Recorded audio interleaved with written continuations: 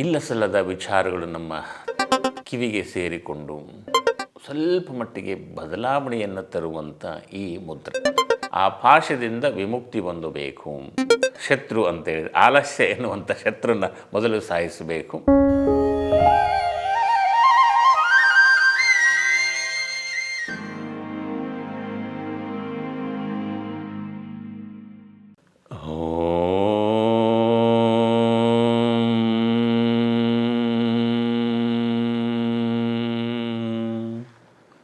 ನಮಸ್ಕಾರ ಆತ್ಮೀಯರೇ, ಹಂಸಯೋಗದ ಯೂಟ್ಯೂಬ್ ಕಾರ್ಯಕ್ರಮಕ್ಕೆ ಸ್ವಾಗತ ಸುಸ್ವಾಗತ. ಇಂದು ಎಂದಿನಂತೆ ಮುಂದುವರಿದಂಥ ಮುದ್ರೆಯ ಭಾಗಗಳು. ಈಗಾಗಲೇ ಎಷ್ಟೋ ಮುದ್ರೆಗಳನ್ನು ನಿಮಗಾಗಿ ಹೇಳಿಕೊಟ್ಟಿರುವಂಥದ್ದು, ಅದನ್ನು ನೀವು ಅನುಭವಿಸಿದ್ದೀರಿ, ಅದರ ಲಾಭಗಳನ್ನು ಕೂಡ ಪಡೆದಿರುವಂಥದ್ದು ಅಷ್ಟೇ ಸತ್ಯ.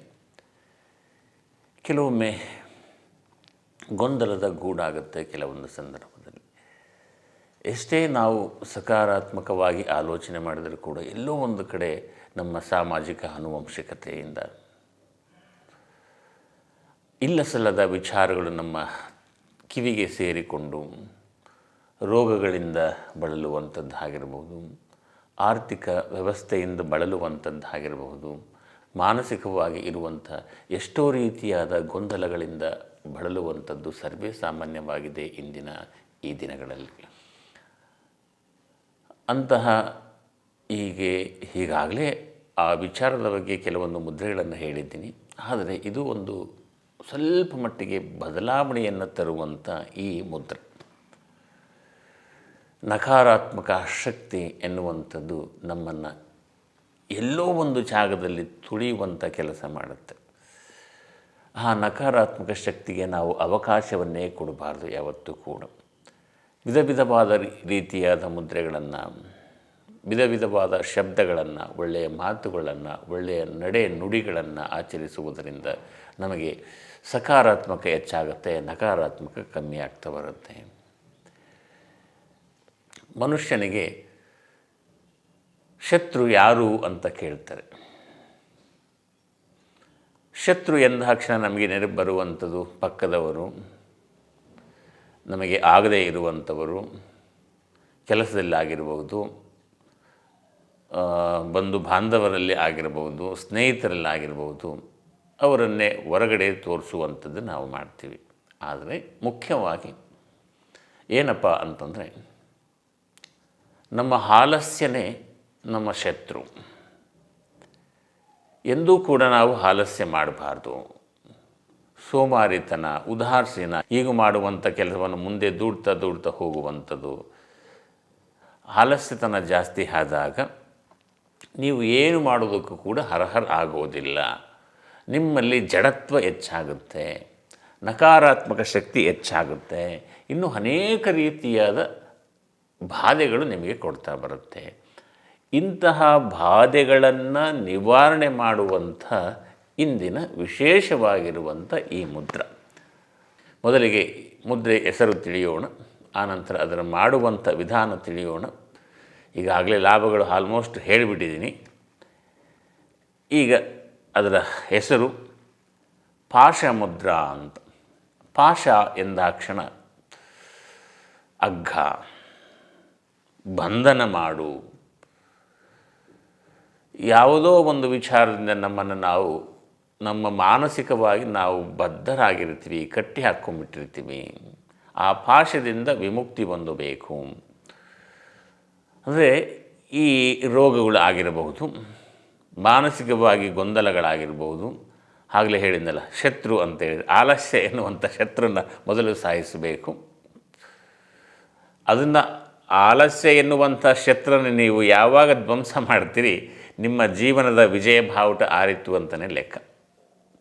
ಯಾವುದೇ ಪ್ರಾಬ್ಲಮ್ ಇರಲಿ, ಎಲ್ಲದಕ್ಕೂ ಮೂಲ ಕಾರಣ ಅವನೇ. ಅವನ್ನ ಸಾಯಿಸಿ ಮೊದಲು. ಶತ್ರು ಎನ್ನುವಂಥದ್ದನ್ನು ಸಾಯಿಸಿ. ಶತ್ರು ಅಂದರೆ ನಿಮ್ಮ ಆಲಸ್ಯ. ಅವನ್ನು ಮೊದಲು ನಿರ್ಮೂಲನೆ ಮಾಡುವುದಕ್ಕಾಗಿ ಈ ಮುದ್ರೆ ತುಂಬ ಸಹಾಯ ಮಾಡುತ್ತೆ. ನಿಮಗೆ ಸತತವಾಗಿ ಅಭ್ಯಾಸ ಮಾಡುವಂಥದ್ದು ಮಾಡಬೇಕು. ಈಗ ಆ ಮುದ್ರೆಯನ್ನು ಹೇಗೆ ಮಾಡಬೇಕು ಅಂತ ನೋಡೋಣ. ಸಿಂಪಲ್ ಆಗಿರುವಂಥದ್ದು, ತುಂಬ ಕಷ್ಟ ಇಲ್ಲದೇ ಇರುವಂಥ ಮುದ್ರೆ. ಆದರೆ ಬೆರಳು ಸ್ವಲ್ಪ ಮೊದಲಿಗೆ ನೋವು ಬರ್ಬೋದು.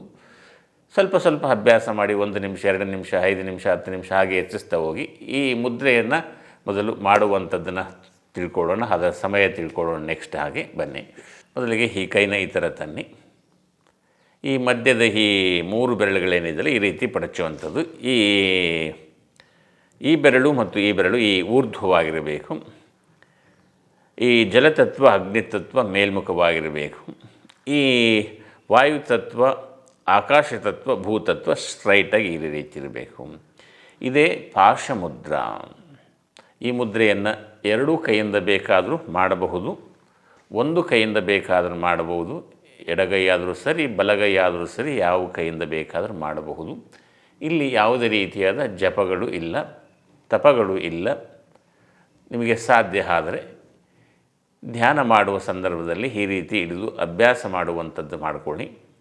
ಪ್ರಾಣಾಯಾಮಗಳನ್ನು ಕಪಾಲಭಾತಿ ಇರಬಹುದು, ವಿಲೋಮ ಇರಬಹುದು, ಉಜ್ಜಯಿ ಪ್ರಾಣಾಯಾಮ ಇರಬಹುದು, ಸುಖ ಪ್ರಾಣಾಯಾಮ ಇರಬಹುದು. ಇಂತಹ ಪ್ರಾಣಾಯಾಮಗಳು ನಿಮಗೇನಾದರೂ ಗೊತ್ತಿದ್ದರೆ ಇದನ್ನು ಮಾಡಿ, ಇಲ್ಲದೇ ಇದ್ದರೆ ಮಾಡುವುದು ಬೇಡ.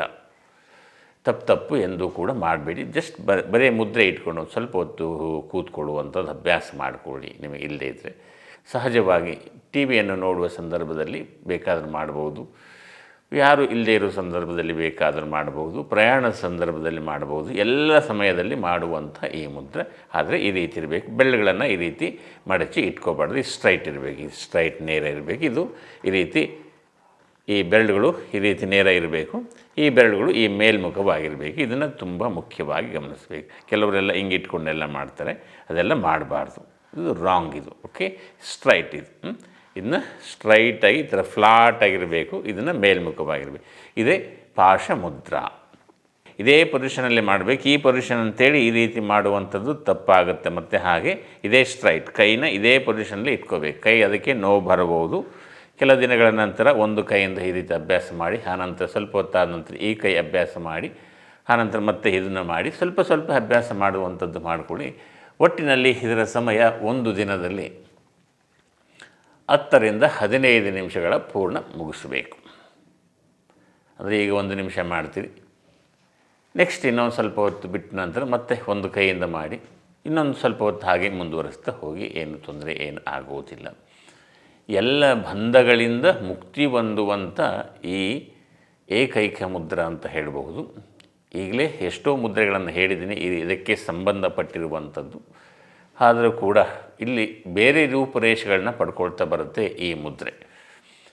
ಇಂತಹ ಅನೇಕ ಮುದ್ರೆಗಳನ್ನು ಅಭ್ಯಾಸ ಮಾಡುವಂಥದ್ದು ಮಾಡಿ ನಿಮ್ಮ ದೇಹವನ್ನು ಒಂದು ಸ್ವಲ್ಪ ಮಟ್ಟಿಗೆ ಆದರೂ ದಂಡನೆ ಮಾಡುವಂಥದ್ದಂದರೆ ಯೋಗಾಸನಗಳು, ಪ್ರಾಣಾಯಾಮಗಳನ್ನು ಮಾಡುವಂಥದ್ದು ಅಭ್ಯಾಸ ಮಾಡಿಕೊಳ್ಳಿ. ಉತ್ತಮವಾದ ರೀತಿಯಾದ ನಿಮಗೆ ಜೀವನ ನಡೆಸುವುದಕ್ಕೆ ಸಹಾಯ ನೀಡುತ್ತೆ. ದಂಡಂ ದಶಗುಣಂ ಭವೇತ್ತಂತ. ದಂಡನೆ ಅಂತಂದರೆ ಒಡೆಯುವಂಥದ್ದಲ್ಲ, ನಿಮ್ಮ ದೇಹವನ್ನು ಬಳಸಬೇಕು. ಅಂದರೆ ದಂಡನೆ ಕೊಡುವುದರಿಂದ ಏನಾಗುತ್ತೆ, 10 ನಿಮ್ಮಲ್ಲಿರುವಂಥ ಕೆಟ್ಟ ಗುಣಗಳು ಹೊರಗಡೆ ಹೋಗುತ್ತೆ, 10 ಹೊಸದನ್ನು ನಿಮ್ಮಲ್ಲಿ ಹ್ಯಾಡ್ ಆಗ್ತಾ ಬರುತ್ತೆ. ಹೊಸದನ್ನು ಒಳ್ಳೆಯದು ಹ್ಯಾಡ್ ಆಗುತ್ತೆ ನಿಮ್ಮ ಜೀವನದಲ್ಲಿ. 10 ಕೆಟ್ಟದ್ದು ಹೋದ ತಕ್ಷಣ 10 ಒಳ್ಳೆಯದು ಬರಲೇಬೇಕು ಅಲ್ವೇ? ಅದು ಪ್ರಕೃತಿ ನಿಯಮ. ಅದನ್ನು ನೀವು ಸತತವಾಗಿ ಅಭ್ಯಾಸ ಮಾಡುವಂಥದ್ದು ನಿರಂತರವಾಗಿರಬೇಕು. ಎಷ್ಟು ದಿನ ಮಾಡಬೇಕು ಅಷ್ಟು ದಿನ ಮಾಡಬೇಕಂತ ಏನು ನೋಡಲೇಬಾರ್ದು. ಅದನ್ನು ಎಂದು ನಾವು ನೋಡೋದಕ್ಕೆ ಸ್ಟಾರ್ಟ್ ಮಾಡ್ತೀವಿ ಅಂತಂದರೆ ಅಲ್ಲಿ ನಾವು ಮೂರ್ಖರಾದೀವಿ ಅಂತೇಳಿ ತಿಳ್ಕೊಬೇಕು ನೀವು ಅಷ್ಟೇ. ಏನು ಪ್ರಯೋಜನ ಬರೋದಿಲ್ಲ. ಜೀವನ ಪರ್ಯಂತ ನಾವು ದಿನನಿತ್ಯ ಆಹಾರವನ್ನು ಹೇಗೆ ಸೇವನೆ ಮಾಡ್ತೀವಿ ಅದೇ ರೀತಿ, ಗಾಳಿಯನ್ನು ಹೇಗೆ ಸೇವನೆ ಮಾಡ್ತೀವಿ ಅದೇ ರೀತಿ ನಾವು ಅಭ್ಯಾಸದಲ್ಲಿ ಯಾವಾಗಲೂ ನಿರಂತರವಾಗಿರಬೇಕು. ಆದರೆ ಕೆಲಸ ಬಿಟ್ಟು ಮಾಡುವಂಥದ್ದೆಲ್ಲ ಕೆಲಸದ ಜೊತೆಯಲ್ಲಿ ಮಾಡುವಂಥದ್ದು. ಏನಾದರೂ ಮಾಡ್ತಾಯಿದ್ವಿ ಅಂದರೆ, ಏನಾದರೂ ಓದ್ತಾಯಿದ್ವಿ ಅಂದರೆ ಈ ಕೈನ ಇಟ್ಕೊಳ್ಳಿ, ಈ ರೀತಿ ಬುಕ್ಗಳನ್ನ ಓದುವಂಥ ಅಭ್ಯಾಸ ಮಾಡ್ಕೊಳ್ಳಿ. ಇದು ಸಮಯ ಎಲ್ಲಿ ವೇಸ್ಟ್ ಆಯಿತು. ಪ್ರಯಾಣ ಮಾಡ್ತಾಯಿದ್ರೆ ಆ ಟೈಮಲ್ಲಿ ಈಗ ಇಟ್ಕೊಂಡು ಕೂತ್ಕೊಂಡು ಮಾಡಿ. ಬೇರೆ ಬೇರೆ ಮುದ್ರೆಗಳನ್ನು ಕೂಡ ಮಾಡಬಹುದು. ಕೆಲವೊಂದು ಮುದ್ರೆಗಳನ್ನು ಈಗಾಗಲೇ ಹೇಳಿದ್ದೀನಿ. ಕೆಲವೊಂದು ಮುದ್ರೆಗಳು ನಿಷಿದ್ಧ ಇದೆ, ಇಂಥ ಸಮಯದಲ್ಲಿ ಮಾಡಬೇಕು ಅಂತ ಇದೆ. ಅಂಥ ಸಂದರ್ಭದಲ್ಲಿ ನೋಡಿಕೊಂಡು ಎಲ್ಲ ಮುದ್ರೆಗಳನ್ನು ಮಾಡಬೇಕಂತ ಏನಿಲ್ಲ. ನಿಮಗೆ ಯಾವುದು ಅನುಕೂಲಕರವೋ ಅಂತಹ ಮುದ್ರೆಗಳನ್ನು ಅಳವಡಿಸ್ಕೊಳ್ಳಿ, ಅಷ್ಟೇ ಸಾಕು. ಆದರೆ ಎಷ್ಟೋ ಮುದ್ರೆಗಳನ್ನು ಕಲ್ತಿದ್ದೀವಿ ಅನ್ನುವುದು ಇಂಪಾರ್ಟೆಂಟ್ ಅಲ್ಲ. ಅದನ್ನು ನಾವು ಎಷ್ಟು ಅಳವಡಿಸ್ಕೊಂಡಿದ್ದೀವಿ, ನಮ್ಮ ತಲೆಯಲ್ಲಿ ಎಷ್ಟಿದೆ ಅನ್ನುವಂಥದ್ದು ಬಹಳ ಮುಖ್ಯ ಆಗುತ್ತೆ ಇಲ್ಲಿ. ಹಾಗೆ ಮುಂದಿನ ಸಂಚಿಕೆಯಲ್ಲಿ ಸಿಗೋಣವೇ? ಅಲ್ಲಿವರೆಗೂ ನಗ್ನಗ್ತಾ ಇರಿ, ಖುಷಿಯಾಗಿರಿ, ಸಂತೋಷವಾಗಿರಿ. ಸಂತೋಷಕ್ಕೆ ಯಾವುದೇ ಕಾರಣಕ್ಕೂ ಧಕ್ಕೆ ಮಾಡದೆ ನಗ್ನಗ್ತಾ ಇರಿ. ಬೇಗ ಮಲಗಿ, ಬೇಗ ಹೇಳಿ. ಲೋಕ ಸಮಸ್ತ ಸುಖಿನೋ ಭವಂತು, ಸನ್ಮಂಗಳಾನಿ ಭವಂತು. ಓಂ ಶಾಂತ ಶಾಂತ ಶಾಂತಿ. ವೀಕ್ಷಕರ ಗಮನಕ್ಕೆ, ನಿಮ್ಮ ಅನಿಸಿಕೆ ಅಥವಾ ಅಭಿಪ್ರಾಯಗಳನ್ನು ಕಾಮೆಂಟ್ ಮುಖಾಂತರ ವ್ಯಕ್ತಪಡಿಸಬಹುದು. ಹಾಗೂ ನಿಮಗೆ ಇನ್ನೂ ಹೆಚ್ಚಿನ ರೀತಿಯಲ್ಲಿ ಪ್ರಾಣಾಯಾಮಗಳನ್ನು ಅಭ್ಯಾಸ ಮಾಡಬೇಕು ಎಂದು ಅನಿಸಿದಾಗ ನಮ್ಮನ್ನು ಇಮೇಲ್ ಮುಖಾಂತರ ಸಂಪರ್ಕಿಸಿ. ಲೋಕ ಸಮಸ್ತ ಸುಖಿನೋ ಭವಂತು, ಸನ್ಮಂಗಳಾನಿ ಭವಂತು.